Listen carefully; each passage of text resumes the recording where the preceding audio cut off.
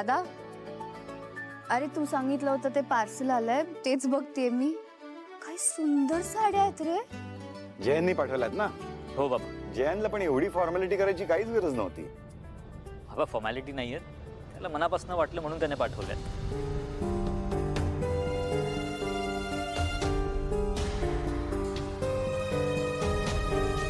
वहिनी, अगं ये ना, साड्या बघ. नाहीतर नंतर मला म्हणशील की चांगल्या चांगल्या साड्या ना तुम्हीच घेऊन टाकल्या.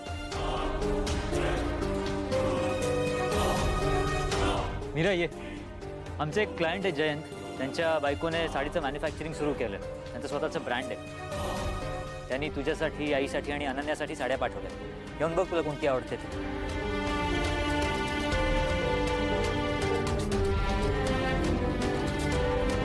आणि आई कुठे? आई बाहेर गेलीये.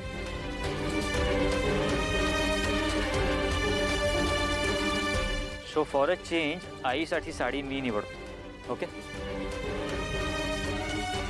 ओके. Let me try.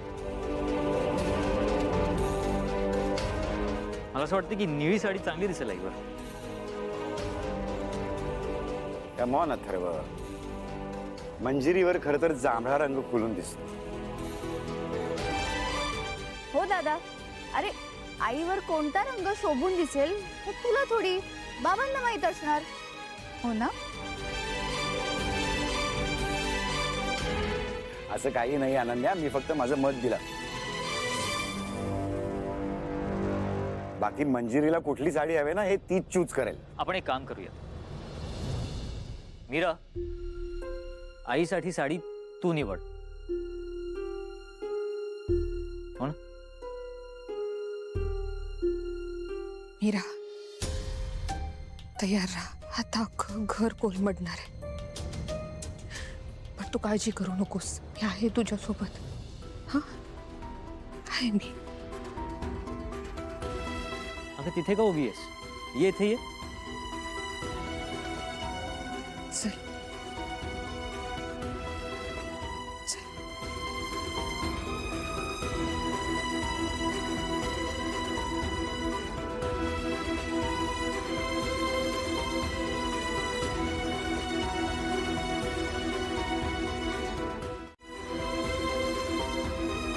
वहिनी काय? बघ ना.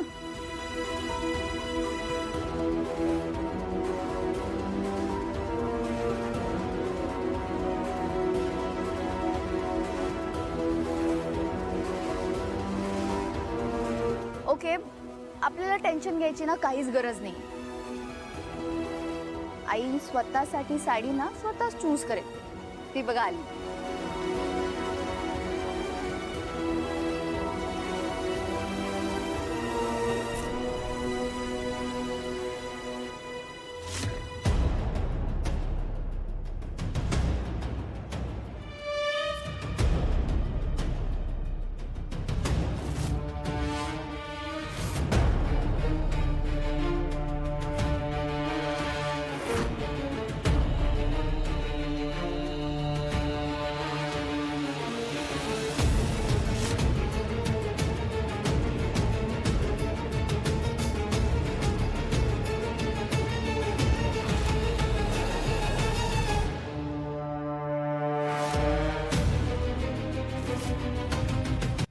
ही मंजिरी मेली होती ना?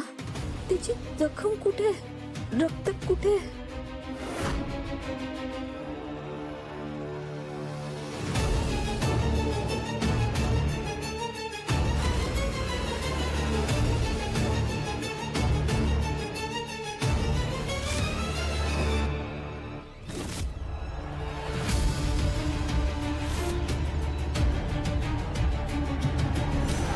आई अगं आपल्या एका क्लायंटने ना साड्यांचं मॅन्युफॅक्चरिंग सुरू केलं. सो स्पेशली या साड्या ना आपल्यासाठी पाठवल्या. सो तू नव्हतीस म्हणून ही जबाबदारी दादाने मीरा वहिनीवर दिलेली की तुला कोणती साडी सूट करेल. पण तू आता आली आहेस ना तर तू चूज कर. आपण बघूया ना की तुला कोणत्या रंगाची साडी आवडेल. दादाने चूज केलेली निळ्या रंगाची की बाबांनी चूज केलेली जांभळ्या रंगाची?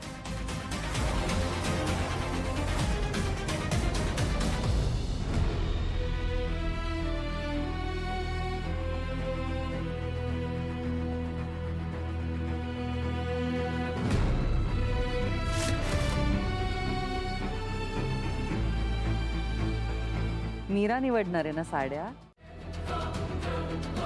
चालेल ना?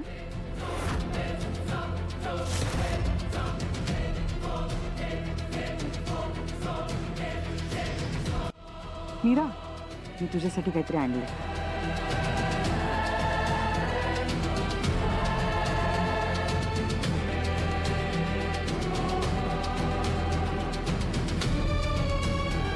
गजरा तिला खूपच शोभून दिसतो.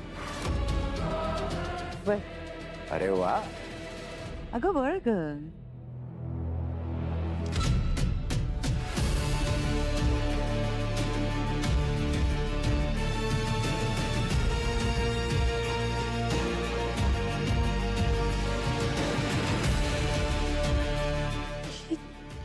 जिवंत